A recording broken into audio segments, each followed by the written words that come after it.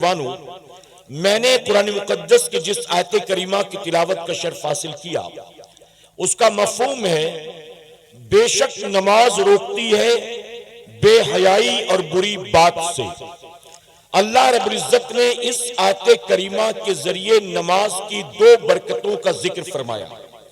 ایک سب سے پہلی چیز ہے نماز بے حیائی سے روکتی ہے، اور دوسرا نماز روکتی ہے بری بات سے یعنی برائی سے۔ اور میں علماء کی موجودگی میں یہ بات ذمہ داری کے ساتھ کہوں گا، آج ہماری سوسائٹی میں یہ دونوں چیزیں بہت عام ہو چکی ہیں۔ عورتوں میں بے حیائی، بے غیرتی، بے پردگی عام ہے، اور مردوں کے اندر طرح طرح کی برائیاں عام ہیں۔ میرے پیارے آقا کے پیروانوں، اللہ نے فرمایا کہ نماز بے حیائی اور بری بات سے روکتی ہے۔ پھر آخر مسلمانوں کے اندر بے حیائی اور برائی کیوں کر پائی جاتی ہے؟ ریزن کیا ہے؟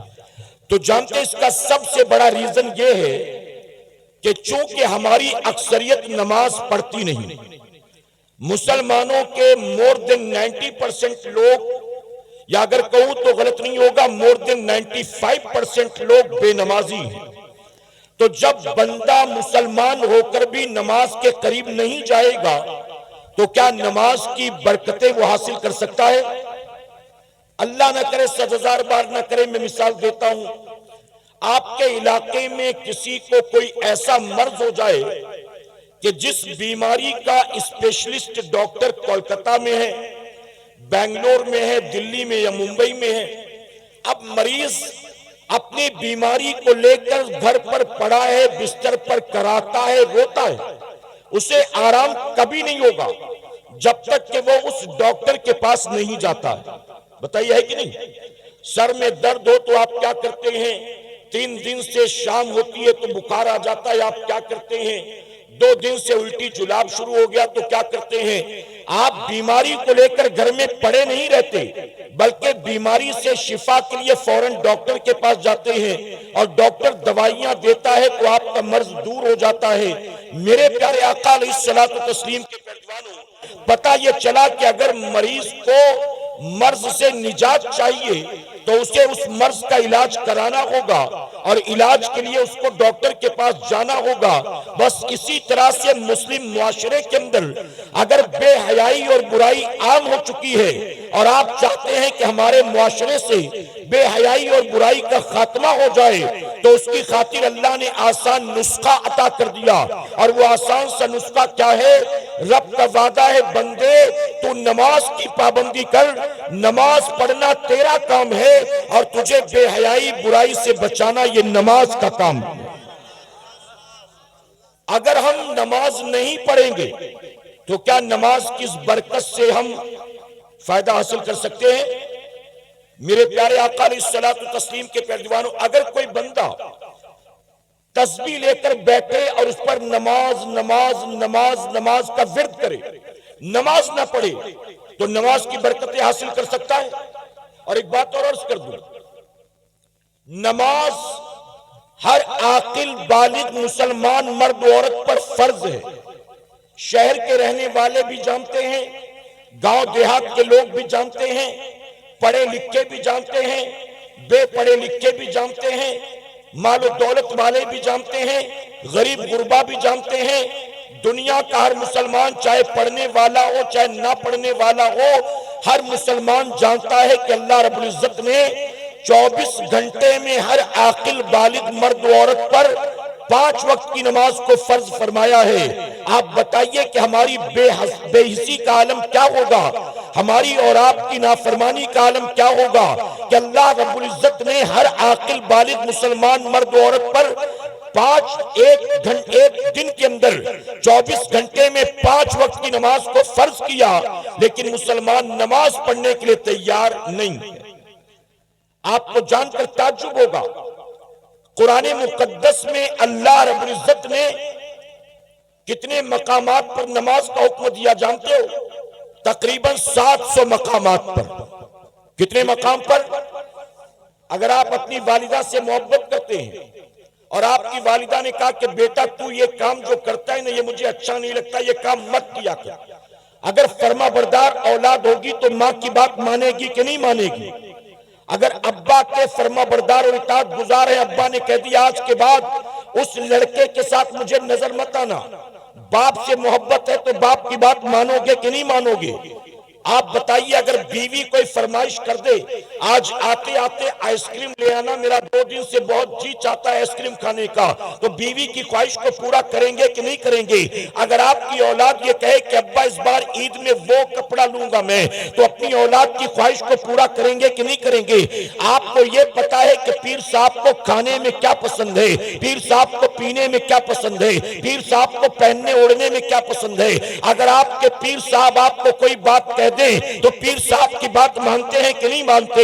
میرے پیارے آقا علیہ الصلوۃ والتسلیم کے پہلوانوں، اپنے جیسے انسانوں کی بات ماننے کو تیار ہو، ماں باپ کی محبت میں ماں باپ کی بات مانو گے، اولاد کی بات مانو گے، اپنی بیوی کی، استاد کی، پیر و مرشد کی بات مانو گے، لیکن وہ رب جو ساری کائنات کا خالق ہے، ساری کائنات کا مالک ہے، وہ کسی بات کا حکم 1-2 مرتبہ نہیں، 100-200 مرتبہ نہیں، بلکہ 700 مرتبہ دیتا ہے۔ اللہ کسی بات کا حکم 700 مرتبہ دے اور پھر بھی ہم اس کی بات نہ مانے، تو بتائیے اس روئے زمین پر ہم سے بڑا بھی کوئی نافرمان ہو سکتا ہے؟ اگر بیٹا باپ کی بات نہ مانے تو باپ کہتا ہے آج کے بعد تو میرے لیے مر گیا۔ اگر بھائی بھائی کی بات نہ مانے تو بھائی کہتا ہے آج کے بعد تیرا میرا کوئی لینا دینا نہیں ہے۔ اگر بیٹا ماں کی بات نہ مانے تو ماں کہتی ہے ایسی نافرمان اولاد ہونے سے تو اچھا کہ میں بانجھ رہتی۔ غلط تو نہیں کہہ رہا ہوں میں؟ پیر صاحب کسی بات کا حکم 1 بار 2 بار 3 بار دے، آپ نہ مانے تو پیر کی بات نہ مان کر پیر کے چہیتے مرید بن جائیں گے۔ پیر صاحب کہیں گے یہ بڑا فرما بردار، بڑا خدمت گزار، بتائیے چہیتے مرید بن جائیں گے؟ میرے پیارے آقا علیہ الصلوۃ والتسلیم کے پہلوانوں، وہ رب جس نے پوری کائنات کو پیدا فرمایا، ہم صبح جو کھاتے ہیں وہ دینے والا کون ہے؟ ہم دوپہر جو کھاتے ہیں وہ دینے والا کون ہے؟ ہم رات جو کھاتے ہیں وہ دینے والا کون ہے؟ آپ دل پر ہاتھ رکھ کر مجھے جواب دیں، آپ کے سینے میں دل کی دھڑکنوں کو چلانے والا کون ہے؟ آپ کے رگوں میں خون کو دوڑانے والا کون ہے؟ آپ کی سانسوں کو اندر باہر چلانے والا کون ہے؟ بنا کسی مشین و انجن کے آپ کا دل دھڑک رہا ہے، یہ دھڑکانے والا کون ہے؟ پورے جسم کے اندر رگوں کا جال بچھانے والا کون ہے؟ آپ کے جسم کو صحیح سلامت بنانے والا کون ہے؟ رات سونے کے بعد صبح اٹھنے کی مہلت دینے والا کون ہے؟ نافرمانی کرنے کے بعد بھی جب جاتے ہو کاروبار کرنے کے لیے تو نافرمانی کے بعد بھی روزی دینے والا کون ہے؟ عزت دینے والا کون ہے؟ کامیابی دینے والا کون ہے؟ برکت دینے والا کون ہے؟ اپنے ماں باپ بیوی بچوں کو چھوڑ چھاڑ کر کسی پرائے شہر میں چلے جاتے ہو، پرائے ملک میں چلے جاتے ہو، جہاں اجنبی تھے وہاں بتائیے سر پر چھت دینے والا کون ہے؟ رات سونے کی جگہ دینے والا کون ہے؟ آپ کو روزی روٹی دینے والا کون ہے؟ اے سرکار مدینہ علیہ الصلوۃ والتسلیم کے پہلوانوں، اللہ رب العزت ہی ساری کائنات کا خالق ہے، اللہ ہی ساری کائنات کا مالک ہے۔ یہاں تک کہ جو لوگ اللہ کا دیا رزق کھا کر اسے رزاق نہیں مانتے ہیں، انہیں بھی کھلانے والا اللہ ہے۔ جو اللہ تبارک و تعالیٰ کے بندے ہو کر بھی اللہ کو اپنا معبود نہیں مانتے، ان کا معبود بھی اللہ تبارک و تعالیٰ ہے۔ زمین کو بچھایا کس نے؟ آسمان کا شامیانہ لگایا کس نے؟ زمین سے سبزہ اگایا کس نے؟ ہوا میں ہماری خاطر آکسیجن پیدا کیا کس نے؟ ہماری باڈی میں ریڈ بلڈ سیلز کس نے پیدا کیا؟ وائٹ بلڈ سیلز کس نے پیدا کیا؟ اے سرکار مدینہ کے پہلوانوں، ہم دن رات اللہ کی نافرمانی پر نافرمانی کرے، اللہ 700 مرتبہ کسی بات کا حکم دے ہم اس کا حکم نہیں مانتے، اس کے باوجود وہ آسمان سے پانی برساتا ہے، زمین سے سبزہ اگاتا ہے، ہمیں پھر بھی روزی عطا کرتا ہے۔ آپ بتائیں جب نافرمانی اور بغاوت کر کے یہ کرم نوازی ہے ہم فرما بردار بن جائیں گے، اللہ کے سجدوں کے پابند بن جائیں گے، تو میں منبر رسول پر موجود ہوں، ذمہ داری کے ساتھ کہتا ہوں اللہ رب العزت ہمیں اور آپ کو جس دن مسلمان پلٹے گا رب کی بارگاہ میں صلح کر لے گا، رب کی بارگاہ میں رجوع کر لے گا اور یہ عہد کرے گا کہ مولا اب دنیا یہاں کی وہاں ہو جائے، ایک وقت کی نماز کو جان بوجھ کر قضا نہیں کروں گا۔ جس دن مسلمان نے یہ عہد کر لیا، اے ہندوستان کے مسلمانوں، اللہ تمہیں پھر وہی عزت عطا کرے گا جو عزت اللہ نے میرے غریب نواز کو عطا فرمایا تھا۔ نعرہ تکبیر، نعرہ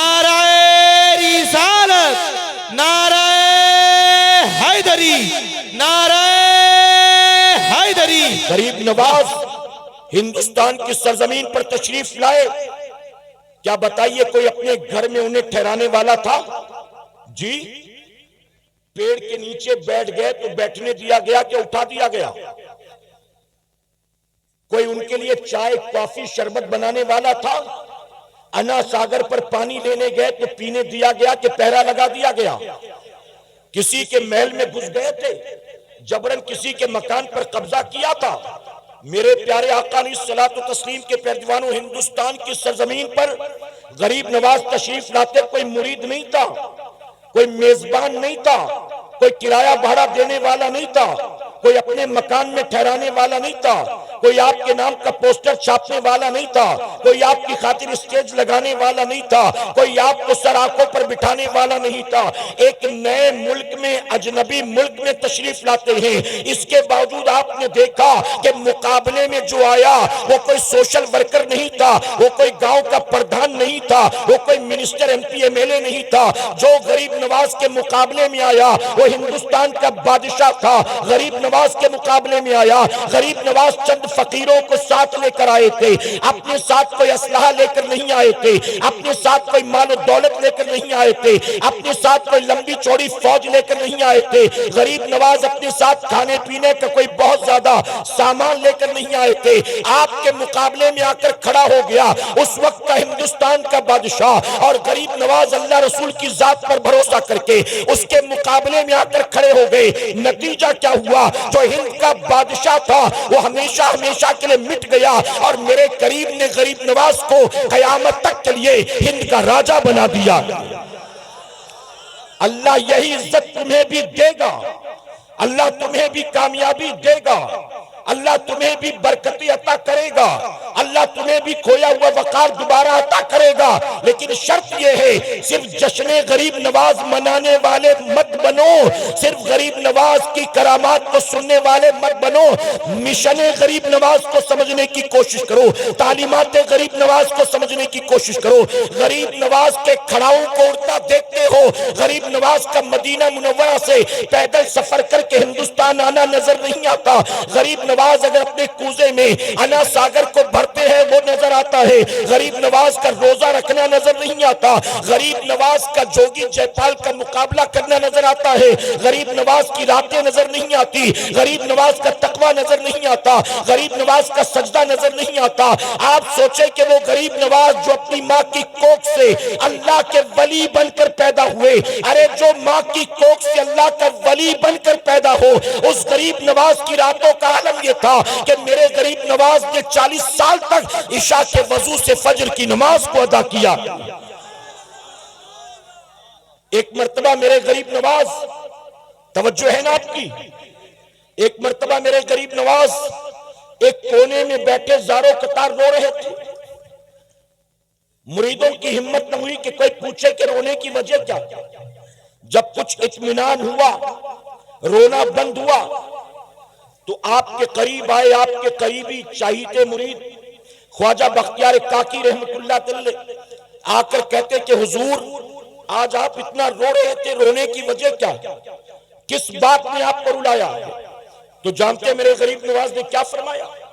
آپ فرماتے آج سے 30 سال پہلے میں نماز پڑھ رہا تھا، تو حالت نماز میں مجھے جو لذت ہمیشہ ملتی تھی، جو نماز میں مزہ آتا تھا، جو خشوع اور خضوع میسر آتا تھا، اس دن نماز میں وہ مزہ نہیں آ رہا تھا، وہ خشوع اور خضوع نہیں مل رہا تھا۔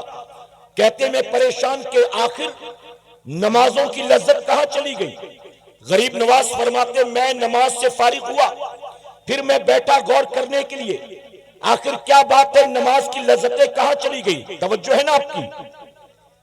میرے پیارے آقا کے پیروانوں، غریب نواز فرماتے نماز سے فارغ ہو کر میں بیٹھا غور کرنے کے لیے کہ نماز میں جو روزانہ مزہ آتا تھا وہ مزہ گیا کہاں، بات کیا؟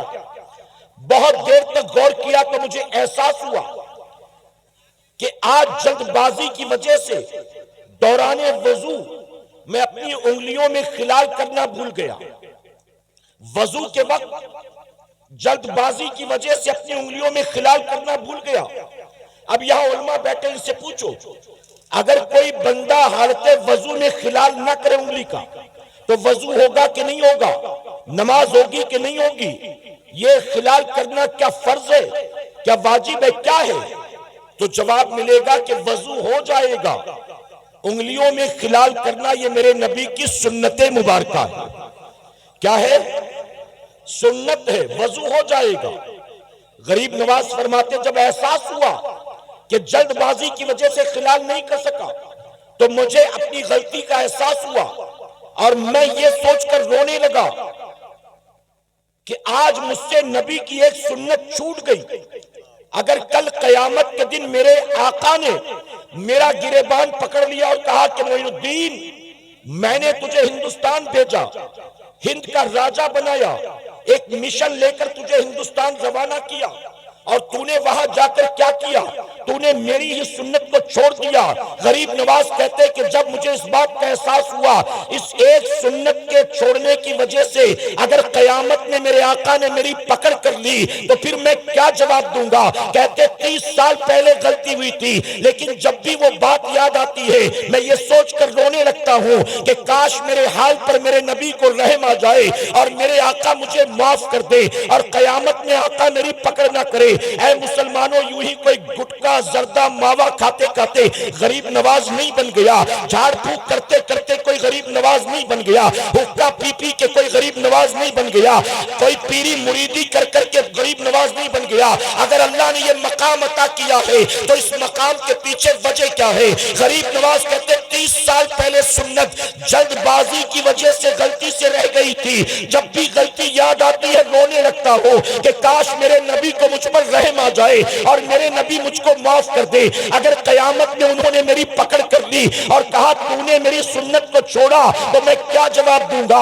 اے خوش عقیدہ سنی مسلمانوں، غریب نواز کی چھٹی منانے والوں ذرا سوچو، ہمارے امام سے ایک سنت غلطی سے رہ جائے تو غریب نواز 30 سال تک روتے نظر آتے ہیں، اور غریب نواز کی چھٹی منانے والا، عرس پاک میں جا کر چادر چڑھانے والا اور غریب نواز کے عرس کے نام پر نہ جانے کیا کیا رسم و رواج کرنے والا روزانہ اٹھ کر صبح چہرے سے داڑھی منڈاتا ہے تب اسے نبی کی سنت یاد نہیں آتی، جب وہ گالیاں دیتا ہے تب اسے احساس نہیں ہوتا کہ یہ حرام و ناجائز ہے، جب ماں باپ کو جھڑکیاں دیتا ہے تب اسے احساس نہیں ہوتا کہ یہ ناجائز و حرام ہے، جب دوسروں کی بہو بیٹیوں پر گندی نظریں ڈالتا ہے، سیٹیاں تالیاں بجاتا ہے تو احساس نہیں ہوتا کہ یہ ناجائز و حرام ہے۔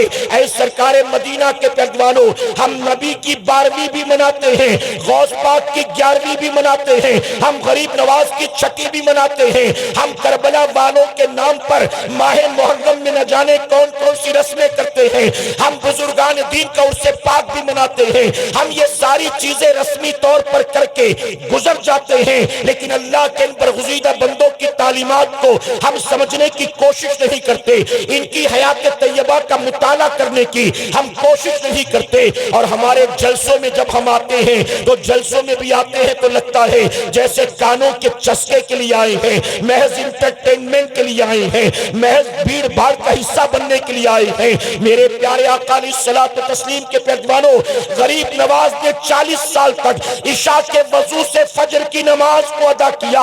اگر غریب نواز کے واقعی عاشق ہو آج اس محفل سے اٹھنے سے پہلے طے کر لینا، ہمارے غریب نواز نے 40 سال تک عشاء کے وضو سے فجر کی نماز کو ادا کیا ہے۔ ہم بھی وعدہ کرتے ہیں اب روزانہ عشاء کے وضو سے عشاء ادا کریں گے اور فجر کے وضو سے انشاءاللہ فجر ادا کریں گے۔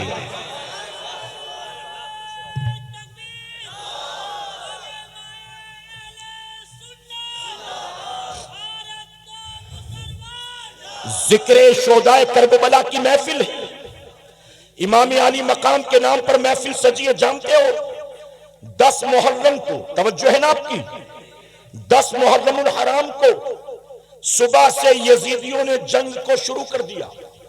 جمعہ کا دن تھا، جو کربلا میں نہیں تھے وہ نماز جمعہ کی تیاری کر رہے تھے۔ صبح سے جنگ شروع ہو گئی، جب نماز ظہر کا وقت ہوا تو امام نے اپنے قاصد کو بھیجا، ایک نمائندے کو بھیجا، کہا جاؤ جا کر یزیدیوں سے کہو تھوڑی دیر کے لیے جنگ کو روک دیں، تیر تلوار چلانا روک دیں، ہمیں اتنی مہلت دے کہ ہم نماز ظہر ادا کر سکیں۔ وہ کربلا کے میدان میں تھے، میدان جنگ میں، انہوں نے کہا ہمیں ظہر ادا کرنے کی مہلت مل جائے، مسافر تھے، اگر مہلت ملتی بھی تو کتنی دیر تک پڑھتے؟ 2 رکعت نماز پڑھنا تھا، کتنا وقت لگتا؟ آپ نے فرمایا جاؤ جا کر کہو یزیدیوں کو تھوڑی دیر جنگ روکے تاکہ ہم ظہر ادا کر لیں۔ تو جانتے ہو یزیدیوں نے کیا کہا؟ یزیدیوں نے امام علی مقام کے قاصد سے کہا حسین کو جان بچانے کا بڑا اچھا بہانہ سوجا ہے، معاذ اللہ، نماز کے نام پر جنگ کو روکنا چاہتے ہیں حسین۔ حسین سے کہو کہ نماز پڑھنے کا بہت شوق ہے نا، پڑھو، جتنی پڑھنا چاہتے اتنی پڑھو، ہم نہیں منع کریں گے، لیکن شرط یہ ہے نماز شروع کرنے سے پہلے یزید کی بیعت کرنی ہوگی۔ یزید کی بیعت کرو گے تو نماز پڑھنے دیں گے، اور اگر یزید کی بیعت نہ کی تو ہم نماز کو دیکھ کر تمہیں چھوڑیں گے نہیں، بلکہ ہم بھی وہ لوگ ہیں جو حالت سجدہ میں تمہاری گردن کو کاٹ دیں گے۔ یا تو یزید کی بیعت کرو یا تو نماز پڑھو۔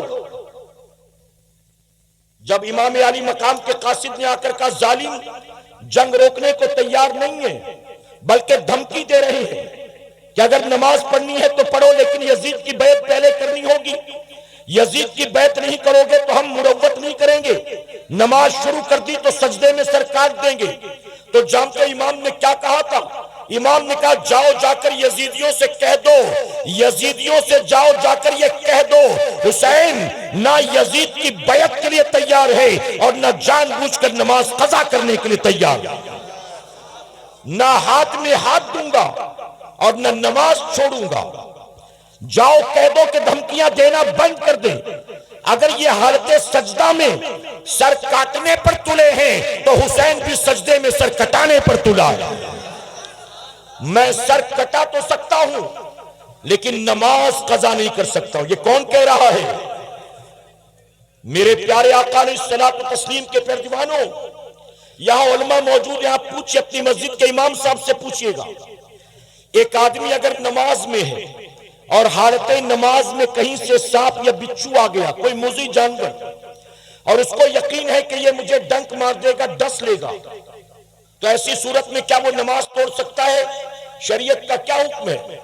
تو آپ کو پتا چلے گا شریعت کی اجازت ہے کہ وہ نماز توڑ کر اسے مارے اور اپنی جان بچائے۔ اس وقت جان بچانا فرض ہے، نماز بچانا نہیں۔ اس کو مارو، جان بچاؤ، اور پھر اپنی نماز پھر ادا کر لو، اور صرف اپنے لیے نہیں۔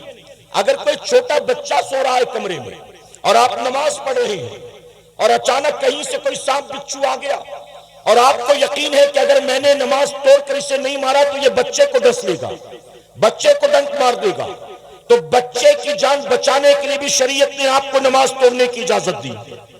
اب آپ بتائیے کہ جان بچانا ایسی صورت میں فرض، اور بھی بہت اس کی تفصیل ہے، میں اس میں نہیں جاتا، صرف آپ کو یہ کہوں گا ذرا بتائیے وہ 22,000 خون کی پیاسی تلواریں جنہوں نے امام علی مقام کے ننھے علی اصغر کو نہیں چھوڑا، 6 ماہ کے لخت جگر کے سوکھے حلقون پر تیر چلایا، جنہوں نے امام حسین کے بھانجوں اور محمد کو نہیں چھوڑا، یعنی اہل بیت کے چھوٹے چھوٹے بچوں کو بھی ظالموں نے چھوڑا نہیں ہے۔ امام کو پتا تھا اگر ان ظالموں کے سامنے میں نے سجدے میں سر کو جھکایا تو یہ میرے خون کی ننگی پیاسی تلواریں یہ میری گردن کو کاٹ دیں گی۔ امام علی مقام کیا شریعت کا مسئلہ نہیں جانتے تھے کہ ایسے میں جان بچانا فرض ہے، جان بچ جائے تو نماز پھر کبھی ادا کر لیں گے۔ اللہ دیکھ رہا ہے کہ حالات کیسے ہیں، ایسے میں اگر سجدہ کیا تو یہ ظالم گردن مار دیں گے، لیکن امام جانتے تھے اگر آج جان بچانے کے لیے میں نے نماز کو قضا کر دیا تو قیامت تک جب بھی کربلا کی داستان لکھی جائے گی، جب بھی خطیب منبر پر کھڑے ہو کر کربلا کے واقعات بیان کرے گا تو لکھنے والا لکھے گا حسین نے نماز کو چھوڑ دیا تھا، خطیب کہے گا حسین نے نماز کو قضا کر دیا تھا۔ امام جانتے تھے اگر میں آج چھوڑوں گا تو قیامت تک کے لیے چھوڑنا مثال بن جائے گا، اور اگر میں جان پر کھیل کر جان کی پرواہ کیے بغیر آج نماز ادا کروں گا تو قیامت تک کے لیے میرا سجدہ کرنا نانا کے امت کے لیے مثال بن جائے گا۔ گا. اسی لیے میرے امام نے بتا دیا, حالت سجدہ میں سر کٹا کے میرے امام نے بتا دیا, حسین کو یقیناً بیٹے بھی پیارے ہیں, بھتیجے بھی پیارے ہیں, بھانجے بھی پیارے ہیں, بھائی بھی پیارے ہیں, اپنا خیمہ بھی پیارا ہے, اپنے بیوی بچے اور بہن بھی پیاری ہے. حسین کو سب کچھ پیارا ہے, لیکن حالت سجدہ میں امام نے سر کٹا کے بتا دیا حسین کو سب سے زیادہ محبت ہے تو نانا کے آنکھوں کی ٹھنڈک نماز سے محبت ہے. میرا امام 3 دن کا بھوکا پیاسا رہ کر 22,000 تلواروں میں نماز نہ چھوڑے, اور ہم 2-4 یاروں میں نماز چھوڑ دیتے ہیں.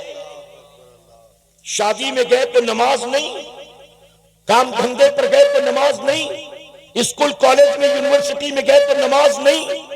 میرے پیارے آقا علیہ الصلوۃ والتسلیم کے پیروانوں, بعد مرنے کے قیامت کے دن سب سے پہلا جو حساب ہوگا وہ پتہ ہے کہ کائے کا ہوگا. جتنا سال بھر کماتے ہو گورنمنٹ کو اس کا حساب دینا پڑتا ہے, ریٹرن فائل کرنا پڑتا ہے کہ سال بھر کا ٹرن اوور کتنے کا, کتنا کمایا, کتنا انویسٹ کیا, کتنا بچایا, کتنی سیونگ, یہ سارا اکاؤنٹ دیتے ہو کہ نہیں دیتے ہو گورنمنٹ کو. آپ بتائیے, جس کا ہماری کمائی سے کوئی تعلق ہی نہیں ہے, ہم محنت مشقت کر کے کما رہے, اس میں گورنمنٹ کا کیا انوالومنٹ ہے؟ اس کے باوجود گورنمنٹ آپ سے ہر سال حساب لیتی. اگر آپ نے اکاؤنٹ نہیں شو کیا تو آپ کو نوٹس آ جائے گی انکم ٹیکس کی طرف سے, بہت زیادہ کروڑوں کا ٹرن اوور ہے تو آپ کے یہاں ریٹ پڑ جائے گی. میرے پیارے آقا کے پیروانوں, جن کا ہماری کمائی سے کوئی تعلق نہیں ہے, ہر سال انہیں بھی مجبوراً ہمیں حساب کتاب دینا پڑتا ہے. تو جس رب نے سب کچھ عطا کیا ہے, کیا وہ قیامت میں ہمیں یوں ہی چھوڑ دے گا؟ اور وہاں آپ کی کمائی کا حساب بعد میں ہوگا, بینک بیلنس کا حساب بعد میں ہوگا, آپ کے خرچے کا حساب بعد میں ہوگا, آپ کی بیوی بچوں کا حساب بعد میں ہوگا. سب سے پہلا سوال کس کے بارے میں ہوگا؟ جی, اور بلند آواز سے, جن کو نہیں پتا وہ بھی سن لے, کس کا حساب ہوگا؟ اس کے باوجود پڑھتے ہو, پتا ہے سب سے پہلا حساب نماز کا. جب ایگزام ہوتا ہے شروع, چاہے وہ 10th کے بچے ہو, چاہے 12th کے ہو, چاہے کسی کلاس کے, چاہے کسی مذہب کے, تو ایگزام سے پہلے ٹائم ٹیبل ملتا ہے کہ فرسٹ ڈے آپ کا انگلش کا پیپر ہے, سیکنڈ ڈے آپ کا میتھس کا پیپر ہے, تھرڈ ڈے آپ کا ہسٹری کا پیپر ہے. بتائیے ٹائم ٹیبل ملتا ہے, بچہ اسی ٹائم ٹیبل کے اعتبار سے تیاری کرتا ہے کہ نہیں؟ پہلا پیپر انگلش کا, دوسرا ہندی کا, تیسرا ہسٹری کا, پھر 3 دن کی چھٹی, اس کے بعد میتھس کا. اب کوئی بچے سے کہے کہ بیٹا انگلش کی تیاری مت کر, ہندی کی تیاری مت کر, ہسٹری کی تیاری مت کر, پورا زور جو ہے وہ میتھس پر دے, وہ کہے گا پرچہ آج انگلش کا ہے, میتھس کیوں پڑھوں؟ پرچہ آج جو ہے ہندی کا ہے, میتھس کیوں پڑھوں؟ الجبرا سے پہلے 3 دن کی چھٹی ملے گی, تب الجبرا کی تیاری کر لوں گا, ابھی مجھے جو آج ایگزام دینا اس کی تیاری کرنے دو. ارے چھوٹے چھوٹے بچے بھی جانتے ہیں کہ پرچہ جس چیز کا سب سے پہلے ہوگا, تیاری سب سے پہلے اسی کی جائے گی. لیکن میری قوم کو یہ بات سمجھ میں کیوں نہیں آتی؟ یہ ساری تیاریاں تو کیے بیٹھا ہے, اپنی بیٹی کی شادی کی تیاری, اپنے مرنے کے بعد بچے کے کام دھندے کی تیاری, اپنے گھر بار کی تیاری, اپنے کھانے پینے کی تیاری, اپنے اوڑھنے پہننے کی تیاری, اپنے گھومنے پھرنے کی تیاری. تو انہیں دنیاوی اعتبار سے ساری تیاریاں کر رکھی ہے. لیکن اے مسلمان, کیا تو نے کبھی قبر کی تیاری کے بارے میں سوچا ہے؟ کبھی میدان قیامت کی تیاری کے بارے میں سوچا ہے؟ ہمیں کبھی فرق ہی نہیں پڑتا.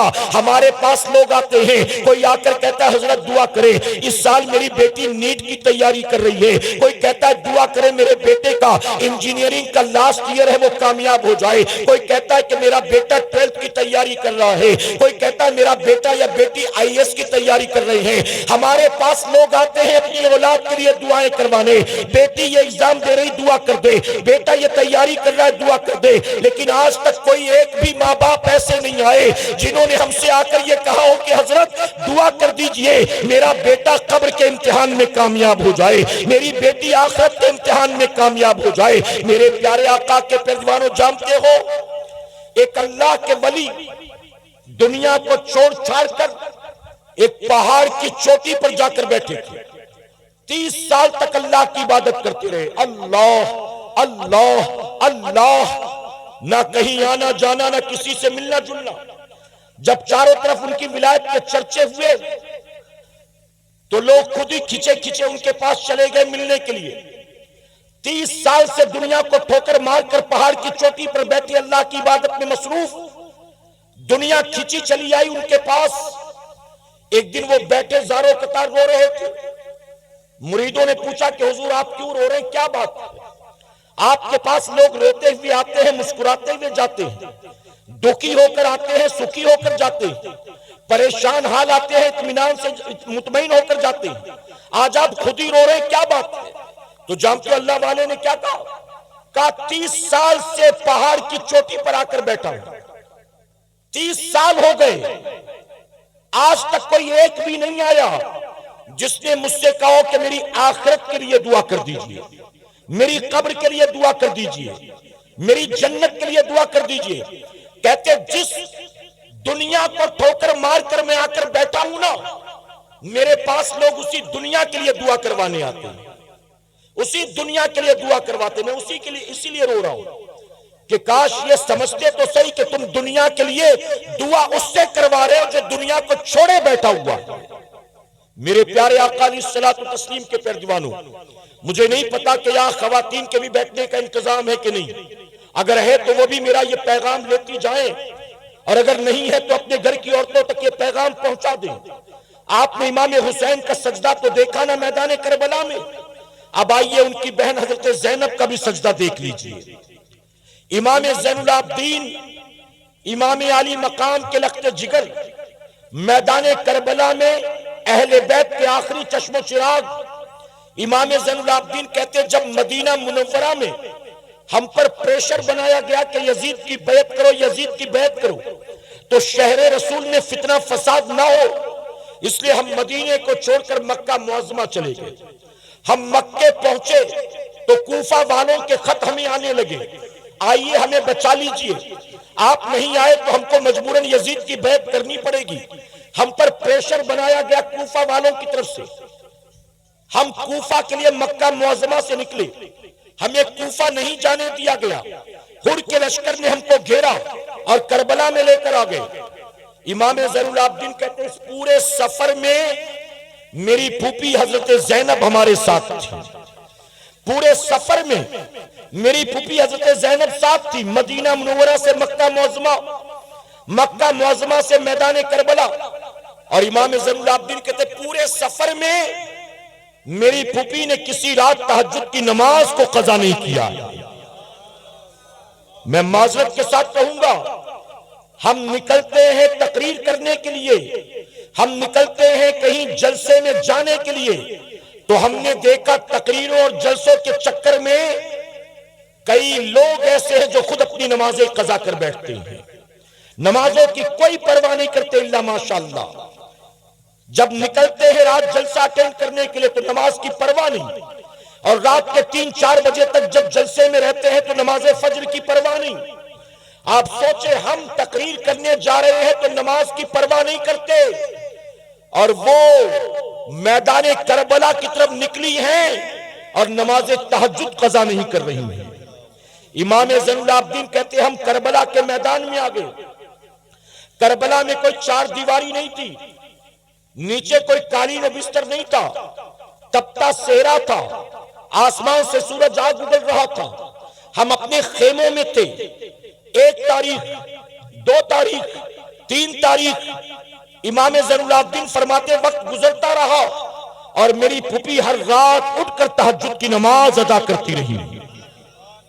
اور محبت سے کہیں امام زین العابدین فرماتے 7 تاریخ کو پانی بند، 8 تاریخ کو ہمارے خیمے میں پانی ختم، 9 تاریخ کو چھوٹے چھوٹے بچے بھی بھوکے پیاسے، یزیدیوں نے پانی تو بند کر دیا، میری پھوپھی نے تہجد بند نہیں کیا، تہجد ادا کرتی رہی۔ 10 محرم کو صبح سے جنگ کا آغاز ہوا، دوپہر ہوتے ہوتے ہمارے جتنے تھے سب کو ظالموں نے شہید کر دیا، پھر ہمارے خیمے کو لوٹا گیا۔ امام زین العابدین فرماتے 10 محرم کا دن گزرا، مغرب کے بعد 11 تاریخ لگی، یہ 11 محرم کی رات ہم اہل بیت کے لیے جو کربلا میں تھے قیامت سے کم رات نہیں تھی. امام زین العابدین فرماتے یہ وہ رات تھی جب ہمارے خیمے کے چاروں طرف ہمارے اپنوں کی لاشیں بکھری پڑی تھی. کسی کا سر تن سے جدا تھا, کسی کے جسم کے ایک ایک اعضاء کو کاٹ دیا گیا تھا, کسی کا چہرہ پہچاننے میں نہیں آتا تھا, کسی کو شہادت کے بعد گھوڑے کی ٹاپوں سے روندا گیا تھا. امام زین العابدین کہتے ہمارے خیمے کے آس پاس ہمارے اپنے 72 لوگوں کی لاشیں بکھری پڑی تھی. رات کے اندھیرے میں فرماتے میں دیکھ کر حیران رہ گیا. ہمارے خیمے کا پردہ ہٹتا ہے, میری پھوپھی حضرت زینب باہر نکلتی ہے اور نکلنے کے بعد چاروں طرف بکھری لاشوں کا جائزہ لیتی ہے. امام زین العابدین فرماتے ہیں ان میں کوئی میری پھوپھی کا بھائی بھی تھا, کوئی بھتیجا تھا, کوئی بھانجا تھا, ان کے 2 چھوٹے چھوٹے بیٹے اور محمد کی لاشیں بھی پڑی تھی. امام زین العابدین کہتے ہیں یہ دیکھ کر میری آنکھیں پھٹی رہ گئی. ان لاشوں کو دیکھنے کے بعد میری پھوپھی نیچے بیٹھ گئی. تپتے ہوئے کربلا کے صحرا کی ریت کو اٹھایا, تیمم کیا اور تیمم کر کے میری پھوپھی نے لاشوں کے سامنے کھڑے ہو کر نماز تہجد کو ادا کیا. جن کے گھر کی بیٹیاں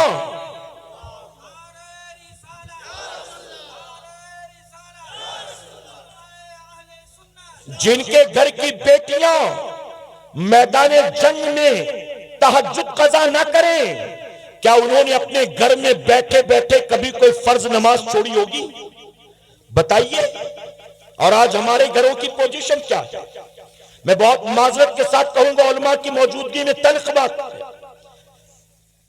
محرم کے نام پر ہم نے نہ جانے کتنے ڈھکوسلے بنا رکھے.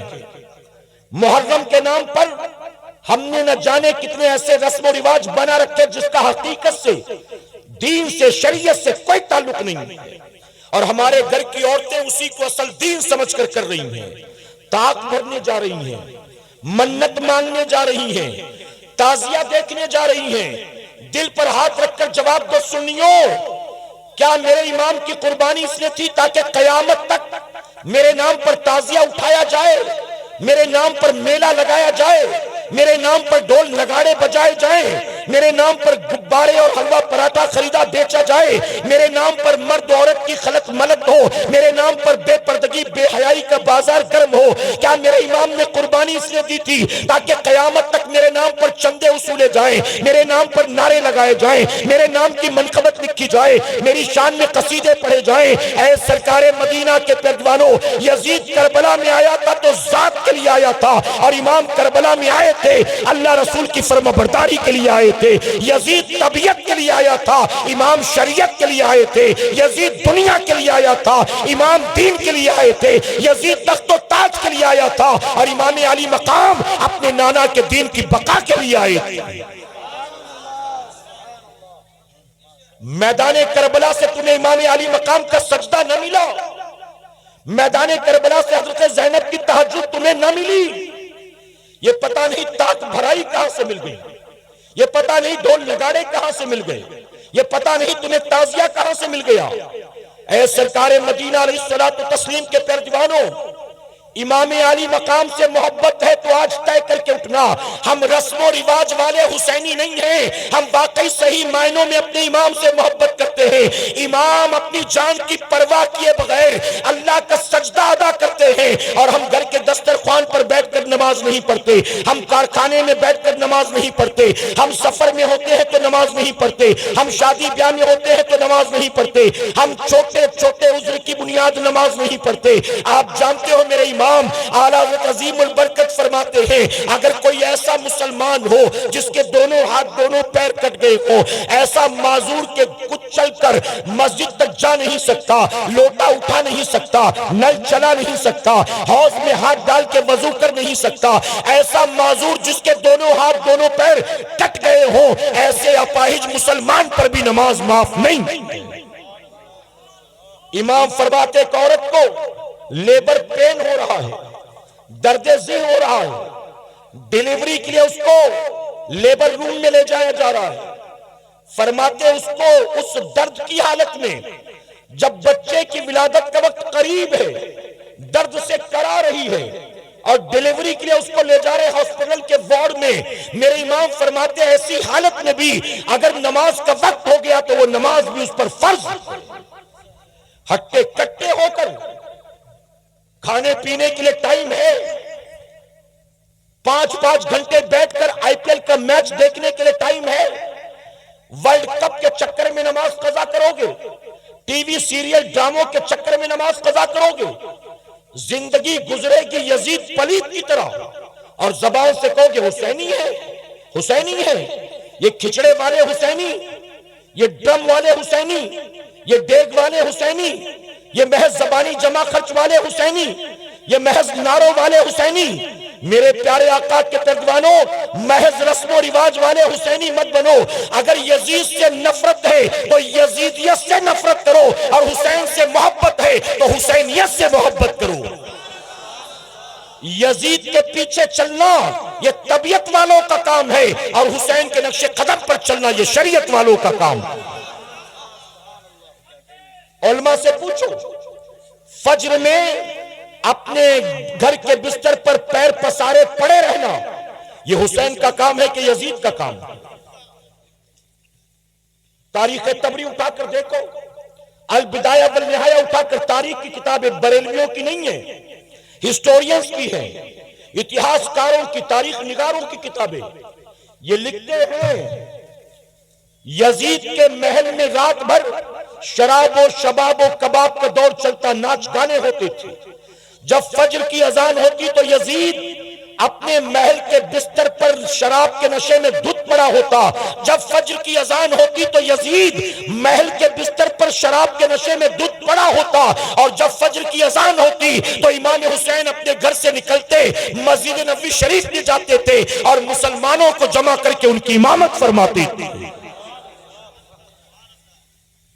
رات یزید کے محل سے ڈھول گھنگرو کی آواز آتی تھی، اور امام حسین مدینہ منورہ میں، مکہ معظمہ میں، کربلا معلیٰ میں، امام چاہے جہاں بھی ہے، یزید کے محل سے ڈھول گھنگرو کی آواز آتی، اور امام حسین کے کمرے سے ہر رات قرآن کی تلاوت کی آواز آتی تھی۔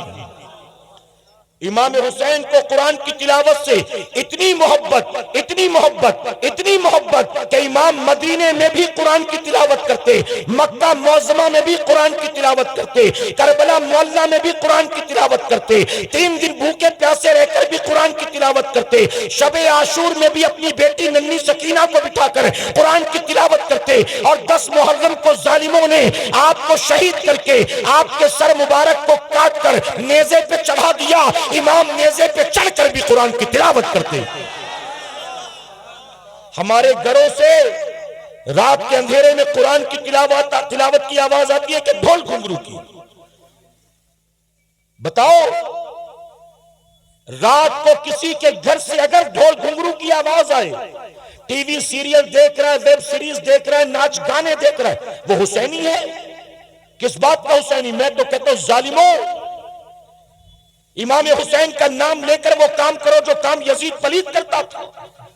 یزید امام حسین کا دوست تھا کہ دشمن تھا؟ جی، دوست تھا کہ دشمن تھا؟ آپ بتائیے، ابھی اولاد غوث اعظم آئیں گے، اولاد غوث اعظم، اتنی محبت، اتنی عقیدت، ایک جھلک دیکھنے کے لیے لوگ بے قرار، مسافہ کرنے مل گیا تو الحمدللہ، نہیں تو ہاتھ میں لگا لیا تو خوش نصیب۔ اتنی عقیدت، اتنی محبت غوث اعظم کی اولاد سے، اور جو غوث اعظم کے بھی باپ دادا ہیں ان کے دشمن کے طریقے پر چلتے ہو۔ یہ کیسی محبت ہے اہل بیت سے، یہ کیسی محبت ہے نواز رسول سے، یہ کیسی محبت ہے مولائے کائنات اور ان کی اہل بیت سے، کیسی محبت ہے؟ زبان سے کہو کہ ہم غوث اعظم سے محبت کرتے، غریب نواز سے محبت کرتے۔ آپ بتائیے، نماز قضا کرنا غوث اعظم کا کام ہے؟ چاہے وہ امام اعظم ابو حنیفہ ہو، چاہے وہ سیدنا سرکار غوث اعظم ہو، چاہے وہ میرے خواجہ غریب نواز ہو، ان بزرگوں کی زندگی میں ایک بات سملر ملتی ہے، سمان ملتی ہے، اور جانتے وہ بات کیا ہے؟ ان تینوں کی تاریخ اٹھا کر دیکھو تو پتا چلتا ہے یہ تینوں وہ اللہ والے ہیں جنہوں نے 40 سال تک عشاء کے وضو سے فجر کی نماز کو ادا کیا۔ ہم کس بات کے حسینی ہیں؟ کس بات کے؟ محض رسم و رواج والے؟ میرے پیارے آقا علیہ الصلوۃ والتسلیم کے پیروانوں، آج ذکر حسین کی محفل سے ہمیں سچی توبہ کر کے اٹھنا ہے کہ انشاءاللہ، سینوں سے آواز آئے کہ انشاءاللہ اگر زندگی نہ بدلی، اگر اخلاق میں کردار میں تبدیلی نہ آئی، زندگی بھر رسم و رواج کے پیچھے پیچھے چلتے رہے تو آپ کا زبانی جمع خرچ کرنا قیامت میں آپ کے کام نہیں آئے گا۔ آپ زندگی بھر کو ہم حسینی ہیں، ہم حسینی ہیں۔ آپ نے مجھ سے پیشتر جب منقبت چل رہی تھی، سارے یا حسین کے نعرے لگا رہے تھے۔ میں کہتا ہوں محرم کے مہینے میں نہیں، روزانہ یا حسین کہو، اپنی چھاتیوں کو پیٹ پیٹ کے یا حسین کہو، لیکن زندگی گزرے گی حسین کے دشمن یزید پلید کے نقش قدم پر تو نام لے لینے سے حسینی نہیں بن جاؤ گے۔ حسینی وہ نہیں ہوتا جو صرف نام لیتا ہے، حسینی وہ ہوتا ہے جو اپنے آقا و مولا کے نقش قدم پر چلتا ہے۔ اور اس اتنے بڑے مجمع میں وہ کون سچا حسینی ہوگا میں نہیں جانتا، میرا مولا جانتا ہے۔ میں نہیں کہتا کہ میری باتیں سب کے دل پر اثر کر جائیں گی، میں نہیں کہتا کہ یہاں سے اٹھنے والا ہر آدمی نمازی بن جائے گا، میں نہیں کہتا کہ جتنے آئے ہیں سارے سچے توبہ کر کے جائیں گے، میں نہیں کہتا۔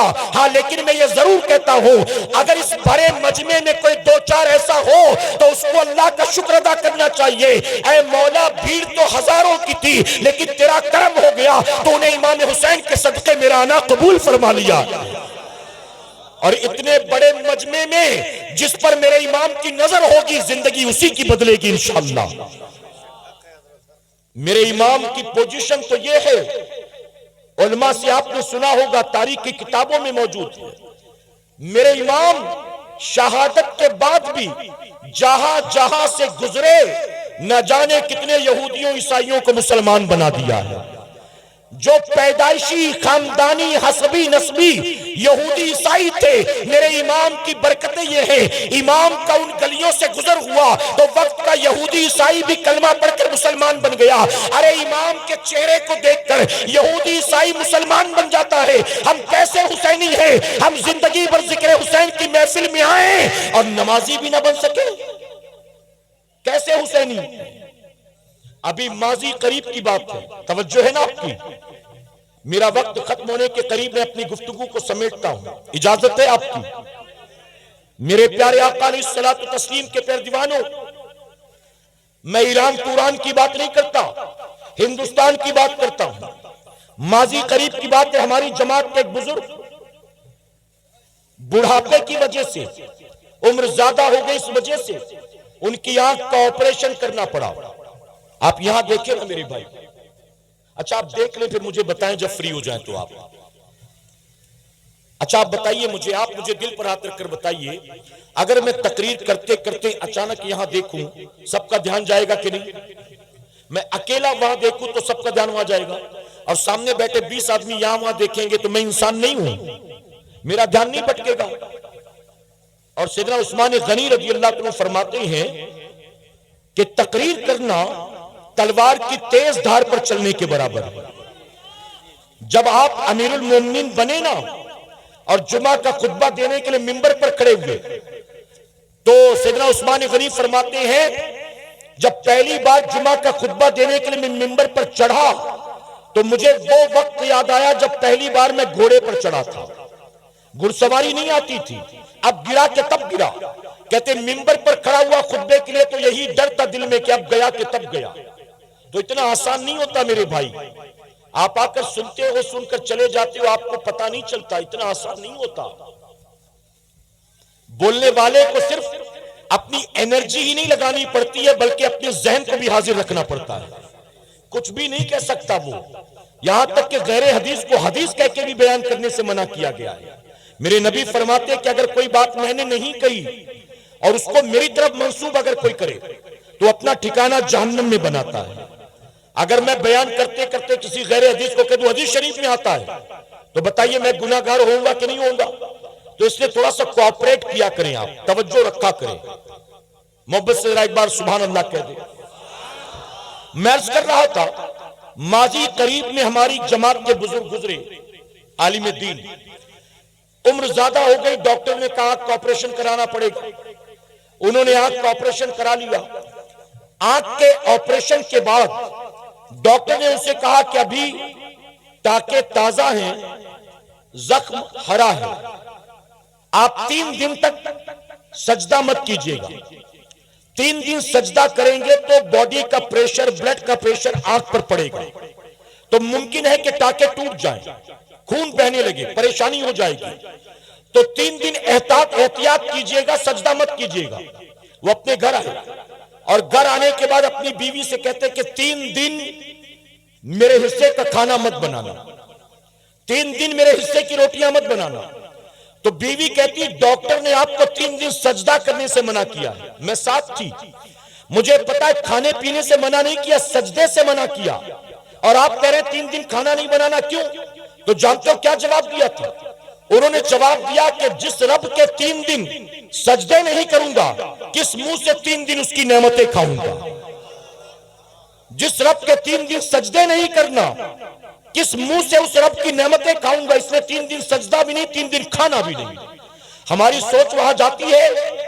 اگر میں آپ سے پوچھوں کہ آج صبح آپ نے کیا کھایا تھا، آج دوپہر میں آپ نے کیا کھایا تھا، آج شام کو آپ نے کیا کھایا تھا، ہفتے بھر میں کتنی روٹیاں کھا جاتے حساب ہے، ہفتے بھر میں کتنی چائے پی لیتے حساب ہے، ہفتے بھر میں کتنا کلو چاول کھا جاتے حساب ہے، ہفتے بھر میں کتنی بوٹیاں کھا جاتے حساب ہے۔ ارے رب کی نعمتیں تو ہفتے بھر بے حساب کھاتے پیتے ہو، اور اس رب کو جو نعمت کھلانے والا ہے اس کا شکر ادا کرنے کے لیے ہفتے میں 1 بار مسجد میں جاتے ہو اور 2 رکعت پڑھ کے لگتا ہے کہ اسی 2 رکعت میں اللہ کی ساری نعمتوں کا میں نے حق ادا کر دیا۔ توبہ کرو کہ انشاءاللہ۔ میرے پیارے آقا کے پیروانوں، اب آخری بات عرض کرتا ہوں، اجازت ہے آپ کی؟ ایک مرتبہ درود شریف پڑھیں گے محبت سے آپ؟ اللہم صلی علی محمد وآلہ الف الف مرہ۔ ایک بزرگ بنی اسرائیل کا ایک عابد دنیا کو ٹھوکر مار کر پہاڑ کی چوٹی پر چلا گیا، اور پہاڑ کی چوٹی پر اس نے دنیا سے کٹ کٹا کر 300 سال تک عبادت کی۔ کتنے سال تک؟ کتنے سال تک؟ 300 سال عبادت کی، پہاڑ کی چوٹی پر اکیلا 300 سال تک اللہ کی عبادت کرے، روزہ بھی، سجدہ بھی، شب بیداری بھی، شرم و ندامت کے آنسو بھی، توبہ اور استغفار بھی۔ اب 300 سال پہاڑ کی چوٹی پر اکیلا، کوئی انسان نہیں، کسی کو گالی دیا ہوگا، کسی کی غیبت کی ہوگی، بدنگاہی، بدتمیزی، کسی پر بہتان، کسی سے جھگڑا، کوئی چوری چماری، کسی سے حسد کینہ، کچھ بھی نہیں، اکیلا ہے، آس پاس کوئی نہیں، اکیلا 300 سال کا عرصہ گزر گیا۔ ایک دن نماز پڑھ رہا تھا، جیسے سلام پھیرا تو دیکھا سامنے ایک آدمی موجود تھا، تو جیسے دیکھا چونک گیا کہ یہاں تو 300 سال سے کوئی آیا نہیں، یہ کون؟ پوچھا بھیا تو کون، کہاں سے آیا، یہاں آنے کی وجہ کیا؟ تو جانتے آنے والے نے کیا کہا؟ آنے والے نے کہا میں موت کا فرشتہ ہوں، اسرائیل، اللہ نے مجھے بھیجا ہے تمہاری روح قبض کرنے کے لیے، بس بہت ہو گئی، زندگی ختم، اب زندگی ختم ہو گئی، اب میں تمہاری روح کو نکالنے آیا۔ تو کہتا ہے کہ اسرائیل، اگر تو روح نکالنے آیا تو کھڑے رہ کر کیا کر رہا ہے؟ اب تک تو نے میری روح کو نکالا کیوں نہیں؟ تو فرشتے نے کہا جب میں آیا تو نماز میں تھا، اور میں انتظار کر رہا تھا کہ تو نماز سے فارغ ہو تو میں تجھ سے ملاقات کروں۔ تو فرشتہ، تو وہ بنی اسرائیل کا عابد حیرت سے کہتا ہے کہ تو جب کسی کی روح نکالنے جاتا ہے تو ویٹ نہیں کرتا، آدمی کسی بھی پوزیشن میں تو روح نکال لیتا ہے، لیکن میرے معاملے میں تو انتظار کر رہا تھا، کیا وجہ ہے؟ تو جانتے ہو فرشتے نے کیا کہا؟ فرشتے نے کہا اللہ نے مجھے اس بات کا حکم دیا کہ میرا یہ بندہ جس نے 300 سال میری عبادت کی، میں یہ چاہتا ہوں کہ میرا بندہ جس حالت میں مرنا پسند کرے گا، اے اسرائیل اسی حالت میں تو اس کی روح کو قبض کرنا، جاتے ہی نکال مت دینا، اس کو پوچھنا کیسے مرنا چاہتا ہے۔ اس نے کہا اچھا میرے رب کا یہ فضل و کرم مجھ پر ہو گیا۔ وہ کہتا اگر رب نے مجھے مہلت دی ہے نا تو میری تمنا یہ ہے، میں نے زندگی بھر اپنے رب کے سجدے کیے، تمنا یہ ہے کہ میں 2 رکعت نماز نفل کی نیت کر کے کھڑا ہوتا ہوں، جب دوسری رکعت کا آخری سجدہ کروں گا نا تو آخری سجدے میں تو میری روح نکال لینا. میں چاہتا ہوں کہ روح نکلے تو سجدے کی حالت میں نکلے. آپ سوچیں کتنی پیاری موت. فرشتے نے کہا ٹھیک ہے. اب وہ کھڑا ہو گیا نماز پڑھنے کے لیے. وہ کہتا ہے جی تو نہیں چاہتا تھا کہ میں آخری سجدے میں جاؤں، کیونکہ پتا تھا یہ نماز زندگی کی آخری نماز ہے. جی تو چاہتا تھا کھڑے کھڑے کھڑے کھڑے زندگی تمام ہو جائے، لیکن میں یہ سوچ رہا تھا کہیں فرشتہ یہ نہ سمجھے کہ میں موت سے ڈر گیا، اس لیے میں نے نماز مکمل کی. آخری سجدے میں پہنچا. آخری سجدے میں جب وہ بندہ گیا تو فرشتے نے روح قبض کر لی. جانتے ہو حدیث شریف میں کیا آتا ہے؟ حضور اکرم صلی اللہ علیہ وسلم فرماتے ہیں جبرائیل علیہ السلام نے مجھ سے کہا یا رسول اللہ صلی اللہ علیہ وسلم، بنی اسرائیل کا وہ عابد جس کی روح کو حالت سجدہ میں نکالا گیا تھا، آج بھی جب میں آپ کی خدمت میں آتا ہوں تو اس عابد کو آسمانوں پر سجدے کی حالت میں پاتا ہوں. زندگی سجدے میں گزری، موت سجدے میں آئی، آج بھی آسمانوں پر حالت سجدہ میں. کتنی پیاری موت ہوگی. اللہ سب کو ایسی موت عطا فرمائے. میرے پیارے آقا کے پیروانوں، اب جب اس بندے کو دیکھیں، نعرہ کہیں پتہ نہیں کہاں سے لگ رہا ہے مجھے، نہ گاڑی نظر آئی نہ سید صاحب نظر آئے. مہمان جو بھی آئیں گے وہ یہیں کے لیے آئیں گے نا، تو آپ بالکل بد نظمی نہیں کریں گے، آپ بیٹھے رہیں گے. مہمان یہاں آئیں گے پھر اس کے بعد ان کا خیر مقدم یہ ممبر سے کیا جائے گا انشاءاللہ. ٹھیک ہے، ایک بار درود شریف پڑھ لیں آپ محبت سے. اللہم صلی علی محمد وآلہ الف الف مرہ. میرے پیارے آقا علیہ الصلوۃ والتسلیم کے پیروانوں، توجہ ہے نا جی؟ توجہ ہے نا آپ کی؟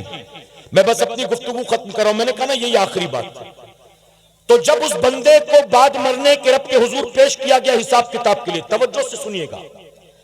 رب تبارک تعالیٰ نے فرمایا فرشتوں میں نے اپنے اس بندے پر رحم کیا، لے جاؤ اس کو جنت میں داخل کر دو.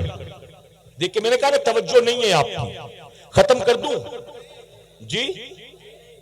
تو سن بھی تو نہیں رہے ہیں آپ. اللہ نے اس بندے کے بارے میں کہا فرشتوں میں نے اس پر رحم کیا، لے جاؤ اس کو جنت میں داخل کر دو. محبت سے کہیں سبحان اللہ. یہ سبحان اللہ ایسے ہی موقع پر بولی جاتی ہے میرے بھائی. رب نے فرمایا میں نے رحم کیا، لے جاؤ اس کو جنت میں داخل کر دو. اللہ کرے کہ قیامت میں رب ہمارا بھی فیصلہ یوں ہی فرما دے. آمین کہیں. اللہ ہمارے بارے میں بھی کہے کہ فرشتوں لے جاؤ میں نے اس پر رحم کیا، جنت میں داخل کر دو. اللہ فرماتا ہے فرشتوں لے جاؤ میں نے اس پر رحم کیا، اسے جنت میں داخل کر دو. اب جیسے ہی رب نے فرمایا، جانتے ہو بندہ کیا کہتا ہے؟ بندہ کہتا ہے مولا مجھے تیری رحمت کے صدقے جنت میں نہیں جانا. رحمت کے صدقے میں جنت میں جانا ہوتا تو دنیا کو ٹھوکر کیوں مارتا، گوشہ نشینی کیوں اختیار کرتا، 300 سال تیری عبادت کیوں کرتا؟ مجھے تیری رحمت کے صدقے جنت نہیں چاہیے، 300 سال کی عبادت کا بدلہ چاہیے. میں نے 300 سال دنیا سے کٹ کٹا کر جو تیری عبادت کی ہے آج اس کا صلہ چاہیے. تو جانتے ہو رب نے کیا فرمایا؟ رب نے فرمایا تجھے تو بے حساب کتاب میں جنت میں داخل کر رہا تھا، لیکن تجھے 300 سال کی عبادت کا بدلہ چاہیے. اب فرشتوں اس کا حساب لیا جائے گا، لے چلو اسے میزان کے قریب. اب اسے اس ترازو کے پاس لایا گیا جہاں نیکی بدی کو تولا جاتا ہے. رب نے فرمایا اس کی 300 سال کی عبادت کو ترازو کے ایک پلڑے میں رکھ دو. ایک پلڑے میں اس کی 300 سال کی عبادت کو رکھا گیا، واقعی بہت زیادہ تھی، وہ پلڑا بھاری ہو گیا. اب رب نے فرمایا کہ میں نے تجھے جو نعمتیں عطا کی ہیں 300 سال عبادت کر کے تو نے میری ایک نعمت کا بھی حق ادا کیا کہ نہیں کیا؟ ابھی فیصلہ کیے دیتے ہیں. رب نے فرمایا کہ میری تمام نعمتوں میں جو سب سے چھوٹی نعمت ہے اس کی ایک آنکھ کو نکالو اور ترازو کے دوسرے پلڑے پر رکھ دو. اب فرشتوں نے اس کی آنکھ کو نکالا، دوسرے پلڑے پر رکھ دیا. اب جیسے ہی رب کی نعمت کو رکھا گیا 300 سال کی نیکی دھری کی دھری رہ گئی، رب کی نعمت والا پلڑا بھاری ہو گیا. رب نے فرمایا بندے خود دیکھ لے، 300 سال عبادت کر کے ایک نعمت کا بھی حق ادا نہیں کر سکا. ابھی تو دوسری آنکھ باقی ہے، ابھی تو تیری زبان باقی ہے، ابھی تو تیرے کان باقی ہے. ان سب کا بھی تیرا حساب لوں کیا؟ بتا تیرا ان سب کا بھی حساب لوں. اے فرشتوں ایک نیکی کا بھی حق ادا نہ کر سکا، اس کے پاس کچھ بھی نہیں نہیں ہے، لے جاؤ اس کو جہنم میں ڈال دو۔ اب جیسے ہی رب نے فرمایا وہ رونے لگتا ہے، اے مولا مجھے معاف فرما دے، اے اللہ مجھے اپنی عبادت پر بھروسہ نہیں ہے، اپنے تقوی پر بھروسہ نہیں ہے، اپنی شب بیداری پر بھروسہ نہیں ہے، اے اللہ تو رحمان ہے معاف کر دے، تو کریم ہے معاف کر دے، تو ستار ہے معاف کر دے۔ جب بندہ رو رو کر رب کی بارگاہ میں عرض کرنے لگا، رب نے فرمایا فرشتوں میں نے اسے معاف کر دیا، لے جاؤ اس کو جنت میں داخل کر دو۔ اے سرکار مدینہ کے پیروانوں ذرا سوچو، بنی اسرائیل کا وہ عابد 300 سال تک اللہ کی عبادت کرنے کے بعد بھی ایک آنکھ کا بھی حق ادا نہ کر سکا۔ میرے رب نے ہمیں انگنت نعمتیں عطا کی ہیں، ہمیں تو زندگی بھی 100 سال کی نہیں ملی، ہمیں تو زندگی بھی 150 سال کی نہیں ملی۔ جب قیامت میں اللہ ہم سے ایک ایک نعمت کا حساب لے گا، اے میرے بندے تو نافرمانی کرتا تھا، تو بغاوت کیے بیٹھا تھا، میں نے جن کاموں سے منع کیا اپنی زندگی میں تو نے وہ سارے کام کیے، میں نے جن کاموں کا حکم دیا تو نے کبھی منہ پلٹ کر بھی ان کاموں کی طرف نہیں دیکھا۔ اب بتا تو میری نعمتوں کا شکر کیسے ادا کرے گا، میری نعمتوں کا حق کیسے ادا کرے گا؟ اللہ ہم سے قیامت کے دن حساب لے گا، ہم کیا بتائیے حساب دینے کے قابل ہیں؟ اے سرکار مدینہ کے پیروانوں، امام حسین سے محبت رسم و رواج کر کے ادا نہیں کر سکتے ہو، امام سے واقعی پیار ہے سجدوں کے پابند بن جاؤ۔ اگر تم نمازیں پڑھ پڑھ کر امام حسین کے نانا کی آنکھوں کو ٹھنڈک پہنچاؤ گے، نانا کی آنکھوں کو ٹھنڈک پہنچے گی، نانا بھی راضی ہو جائیں گے، نواز رسول بھی راضی ہو جائیں گے، اور اللہ بھی ہم گناہگاروں سے راضی ہو جائے گا۔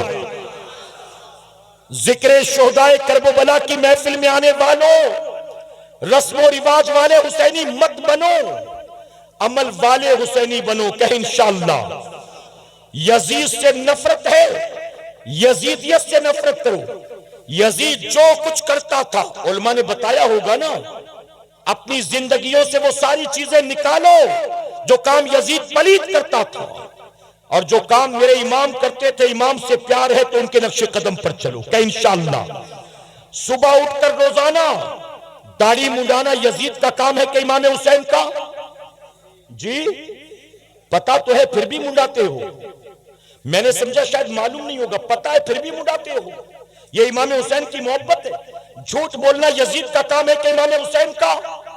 وعدہ خلافی کرنا، گالیاں دینا، جوا کھیلنا، گانے سننا، نفس سے محبت کرنا، رب رسول کی پرواہ کیے بغیر من کی مرضی کے مطابق زندگی گزارنا، یہ امام حسین کا کام ہے۔ میرے پیارے آقا کے پیروانوں، آخری بات جاتے جاتے کہوں گا، طبیعت کے پیچھے چلنا یزید کا کام ہے، اور شریعت کے پیچھے چلنا امام حسین کا کام ہے۔